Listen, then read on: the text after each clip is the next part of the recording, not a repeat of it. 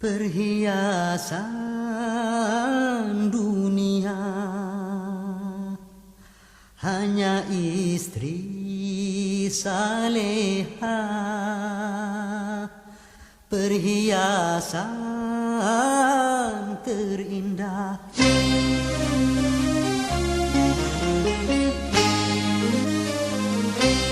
Setiap keindahan yang tampak oleh mata, itulah